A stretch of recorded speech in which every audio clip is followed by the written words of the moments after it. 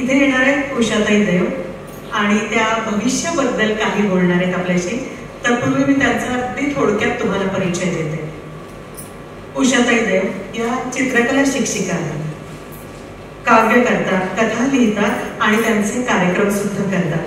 ज्योतिषशास्त्र आणि त्याचा त्यांनी अभ्यास केलेला आहे. चित्रकला शिक्षिका म्हणून महाराष्ट्र विद्यालयामध्ये 27 वर्ष नोकरी केली आणि आता त्या निवृत्त आहेत. भविष्य कथनाचे काम करतात आणि त्यांना आणि त्यांच्या विद्यार्थ्यांना चित्रकलेत अनेक बक्षिसं मिळालेली आहेत. अत्रे कट्ट्यावर त्यांचे काव्य वाचन, कथाकथन आणि भविष्य कथन असे कार्यक्रम झाले. ज्येष्ठ नागरिक संघ सतत 3 वर्ष चित्रकला स्पर्धांमध्ये त्यांना बक्षिसं मिळाली. उषाताई देव, इथे मी तुम्हाला आमंत्रित करते. नमस्कार. मी ज्योतिषशास्त्राबद्दल बोलणार आहे. ज्योतिषशास्त्राबद्दल लोकांचे अनेक मतं आहेत, पण 95,000 वर्षापूर्वी वेद लिहिले गेले आणि त्या वेदामध्ये ज्योतिषशास्त्राचा उल्लेख आहे. शककर्ता विक्रमादित्य राजा याचे गुरु होते वराहमिहिर आणि त्या गुरूंनी सांगितलं होतं की तुझ्या मुलाचं मरण हे रानडुकरापासून होणार आहे. तर राजाला एकदम शॉक बसला. माझा एकुलता एक मुलगा आणि त्याला असं मरण येणार. तर त्याने सांगितलं मुलाची खूप मी काळजी घेईन. त्यानं राजवाड्याबाहेर पाठवायचं बंद केलं. नंतर शिकारीला जाणं बंद केलं. जंगलात कदाचित रानडुक्कर भेटण्याची शक्यता आहे म्हणून जंगलात जाणं बंद केलं आणि राजवाड्याबाहेर न जाता आता इकडे कुठे रानडुक्कर येणार असं त्याला वाटलं. म्हणून त्यांनी अगदी बंदिस्त असं त्याला ठेवलं. तरी सुद्धा तो घरात बसून राजवाड्यात बसून राजकुमार कंटाळला आणि म्हणाला जाऊ दे, गच्चीवर जातो, जरा एक फेरी मारून येतो, आजूबाजूचं जग तरी बघायला मिळेल. म्हणून तो गच्चीवर गेला आणि गच्चीवर रानडुकराचा धातूचा पुतळा होता मोठा. तर तो पुतळा त्याच्या अंगावर पडला आणि तिकडेच त्याचा मृत्यू झाला. म्हणजे ज्योतिषशास्त्र हे कधीच चुकत नाही. वराहमिहिरने जे सांगितलं तेच खरं झालं शेवटी.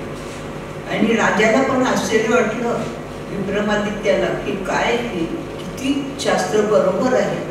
मी मुलाला एवढं जपलं पण ते होणार ते झालंच. म्हणजे ज्योतिषशास्त्रात ज्या घटना होणार असतात ते होतातच. आपण टाळू शकत नाही. आपल्या जन्माबरोबरच त्या आलेले आहेत. त्याच्यामध्ये आधीच्या जन्माचं तुमचं कार्य कर्म असतं. या जन्माचं कर्म तुम्ही भोगायला आलेले असतात. म्हणजे आधीच्या जन्मात जे काही झालं त्याचं भोगणं हे आता पत्रिका आहे. पत्रिका आदल्या जन्मीचा नकाशा आहे आणि त्यामुळे सगळं आपल्याला कळतं की खरंच ज्योतिषशास्त्र हे खोटं नाही आहे. फक्त ज्योतिषशास्त्र जाणणारा विद्वान माणूस असला पाहिजे तर तो बरोबर सांगू शकतो. पूर्वीचे साधू संत जंगलात राहून ज्योतिषशास्त्राचा अभ्यास करायचे आणि जगाची काही संपर्क ठेवायची नाही. इतकं सगळं आयुष्य ते ज्योतिषशास्त्रासाठी अर्पण करायचे. तेव्हा त्यांचं ज्योतिष खरं व्हायचं. ज्योतिष या शब्दाचा अर्थ असा आहे, ज्योती म्हणजे दिवा म्हणजे ज्योत प्रकाश आणि ईश म्हणजे ईश्वर. ईश्वराने दिलेली प्रकाशरूपी ज्ञानाची ही आहे गाठोडा आहे. हे सगळं ते आपल्याला देवाने दिलेलं आहे. माणसाला दिलेलं एक ज्ञान आहे आणि त्याचा उपयोग माणसांनी योग्य करायला पाहिजे. त्याच्यामध्ये स्वार्थ करता कामा नाही किंवा कोणाबद्दल द्वेष ठेवता कामा नाही. जे काय खरं असेल ते सांगावं तर त्याचं यश बरोबर ज्योतिषशास्त्राला मिळतं. ज्योतिषाला अशा प्रकारचं हे शास्त्र आहे. तर ही परंपरा जी आहे ती चुकीची नाही आहे. बऱ्याच गोष्टी आपण म्हणतो याच्या आयुष्यात असं का घडलं, त्याचा खून का झाला, त्याने आदल्या जन्मी त्या माणसाचं काहीतरी असंच मरण दिलं असेल म्हणून या जन्मी खून झाला. आणि ज्यांनी या जन्मी खून केला असेल त्याला सुद्धा अशी शिक्षा मिळते की त्याला इतकं भयानक मरण येतं की त्याचा खून झाला त्याच्यापेक्षा याला भयानक मरण येतं. असं बरेच करोडोपती असतात पण तरी सुद्धा ते सुखी नसतात. का? तर त्यांचं कर्म. या जन्मी तर मी चांगला वागलो, एवढा पैसा कमावला, मग माझ्या नशिबात असं का? तरी हे आदल्या जन्मीचं कर्म असतं. आदल्या जन्मी जे काय केलंय त्याचं फळ आता आपण बघू. अशा प्रकारे हे ज्योतिषशास्त्रात अनुभव येतो. ज्योतिषशास्त्रामध्ये शुभग्रह हे चांगलं फळ देतातच, पण अशुभ ग्रह आहे ते शुभग्रहांची फळं म्हणजे शुभग्रहांना बंदिस्त करून टाकतात. त्यामुळे त्यांचं फळ आपल्याला मिळू शकत नाही. म्हणून पापग्रहांची दृष्टी असेल तर पापग्रहांचं हे सगळं निवारण करावं लागतं. आपण म्हणतो ही पूजा केली पाहिजे, ती पूजा केली पाहिजे, ते खरं आहे. ते केल्याने लोकांना बराच अनुभव आलेला आहे की पापग्रहांची शांती केल्यानंतर जे घटना घडणार आहेत ते घडतातच. ॲक्सिडेंट होणार असेल पण त्याच्यातून माणूस इतका सही सलामत वाचेल जर शांती केलेली असली तर त्याला काहीही त्रास होणार नाही. त्याच्या जीवावर पेटलेला असतो पण त्यातून पण तो वाचतो. लोक म्हणतात अरे बघणाऱ्याला वाटतं की हा काय भयानक ॲक्सिडेंट झाला आणि याच्यातून हा वाचला कसा. म्हणजे हे आपण केलेलं पुण्य असतं. तर प्रत्येकाने आपलं आयुष्य असं समजलं पाहिजे की हे आपण कोणीतरी दुसरं आयुष्य चालवतो, आपल्या हातात काही नाही. आणि खरंच आहे, आपण जे ठरवतो ते होतं का? काहीच होत नाही. म्हणजे कोणतरी करता करता वेगळं आहे हे प्रत्येकाने लक्षात ठेवलं पाहिजे. या जगात आपण आलोय म्हणजे देवाने आपल्याला काहीतरी काम करायला पाठवलेलं आहे. हे जग आपलं नाहीये. येताना सुद्धा आपल्या हातात नसतं आणि जाताना पण नसतं. इथे आपण राहतो हे भाड्याच्या घरात राहावं तसंच राहतं. इथून ज्या घरात राहणार ते घर सोडून जायचं असते, दुसऱ्यासाठी आपल्याला जगायचं असते. आपण पैसा कमावतो, शेवटी काय स्वतःसाठी कमावतो का? नाही, माझ्या मुलाबाळांचं आई वडिलांचं सगळं व्यवस्थित झालं पाहिजे म्हणून पैसा कमावतो. आपण स्वतःसाठी स्वार्थ केला तो पैसा आपल्याला कामाला येत नाही, त्याचं चांगलं फळ मिळत नाही.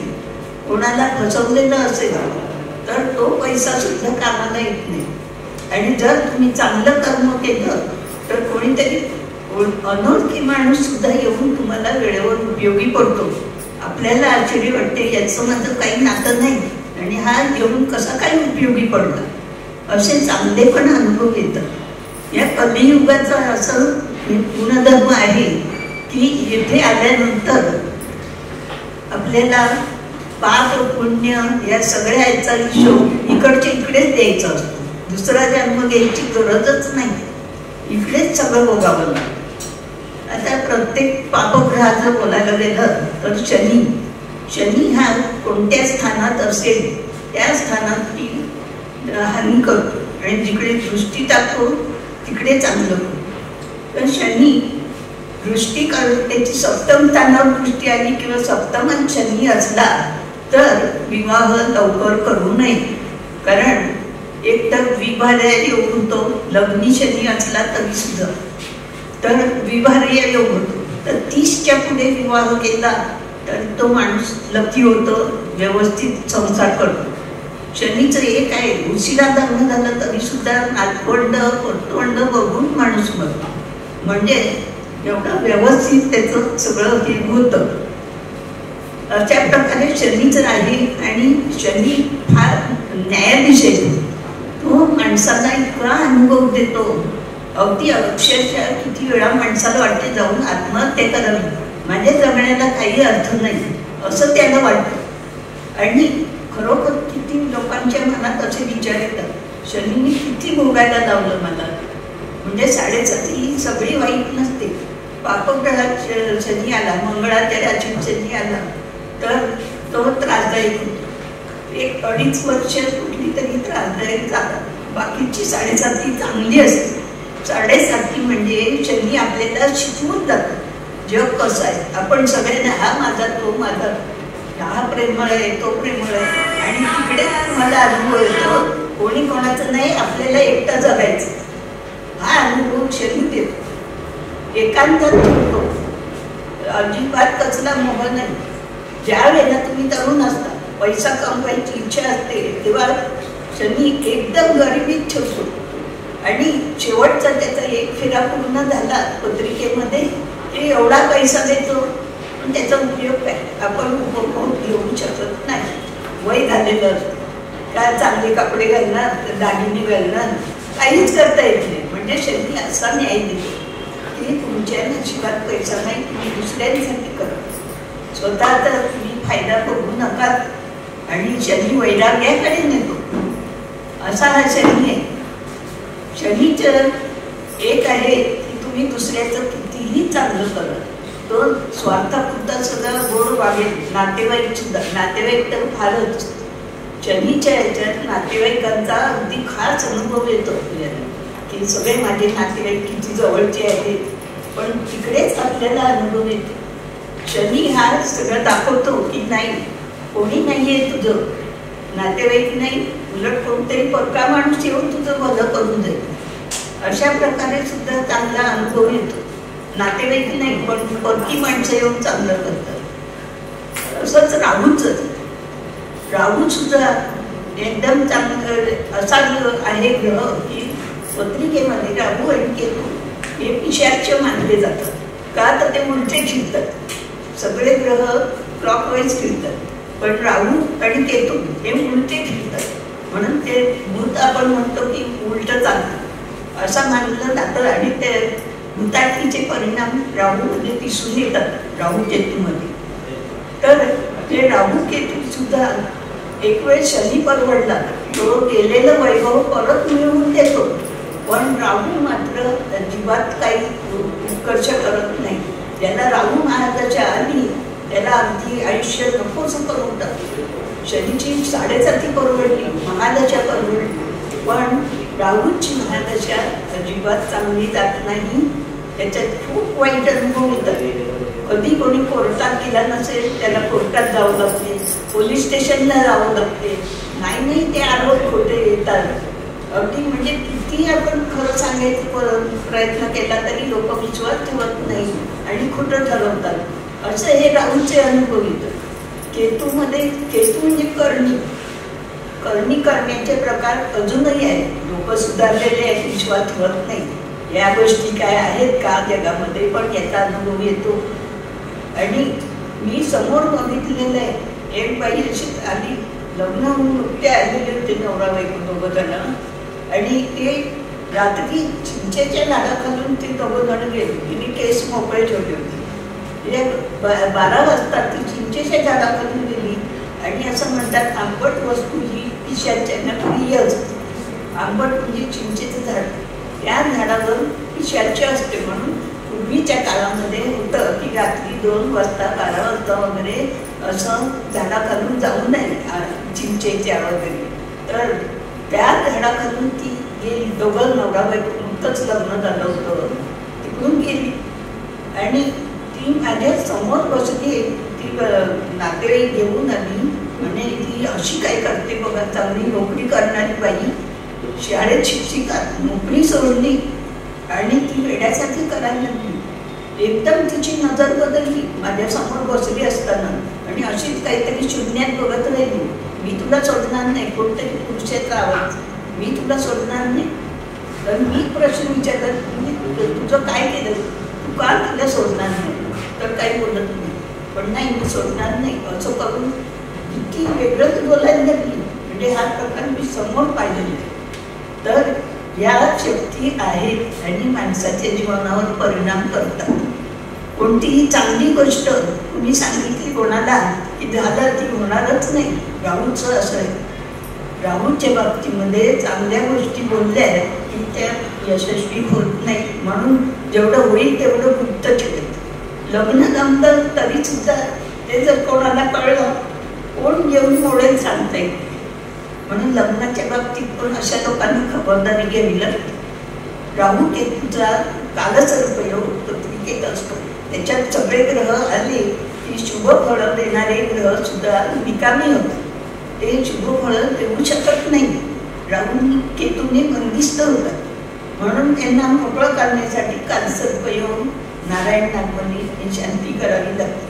ज्यांच्या घरामध्ये कोणी गळफास लावून घेतला असेल, कोणी आत्महत्या केली पाण्यामध्ये सुद्धा करतात, तर असं जीवाचं काही बरं वाईट केलं असेल किंवा कोणाला संतानच झालं नसेल, अशा घरामध्ये राहूचा त्रास असतो. आणि त्या लोकांनी जर नारायण नागवली केला 3 दिवसाचा विधी, तर ताबडतोब अनुभव आलेला आहे, त्यांचं आयुष्य बदलून जातं.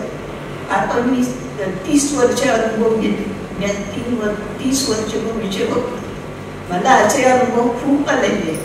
जर मी बोलायला लागले तर 4-5 तास सुद्धा याच्याबरोबर चालू शकते सगळे परिणाम. तर असे हे पापग्रह आहेत, त्यांच्या अंगठ्या शक्यतो कधी घालू नये. शनीची अंगठी घरात आल्यापासून तुम्हाला अनुभव येतो, पण तो ग्रह इतका कडक आहे. आपण शनीची मूर्ती सुद्धा घरात ठेवत नाही, फोटो पण ठेवत नाही. शनी, मारुती यांचे फोटो घरात ठेवायचे नाही. आणि ते देवात तर अजिबात ठेवायचे नाही. तर अशा प्रकारे त्याचे अनुभव वाईट येतात. म्हणून बरेच ज्योतिषी सांगतात ना, शनीचा खडा वापरा. बिलकुल नाही वापरायचा. राहूचा खडा नाही.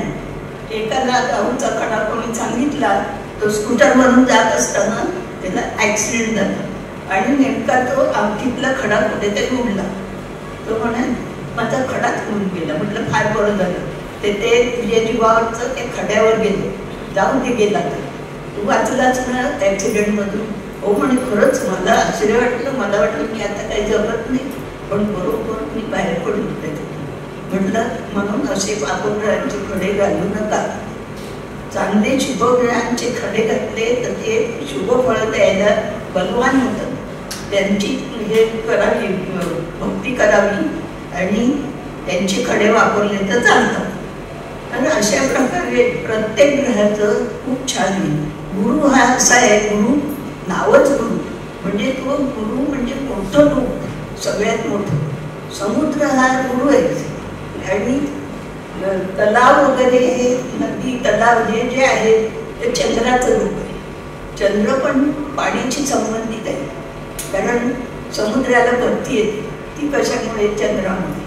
म्हणजे चंद्र हा सुद्धा पाण्याचं स्वरूप त्याच्यामध्ये आहे आणि गुरुमध्ये पण. पण गुरुचं जे स्वरूप आहे ते समुद्र, विशाल पाणी असेल ते गुरुचं रूप.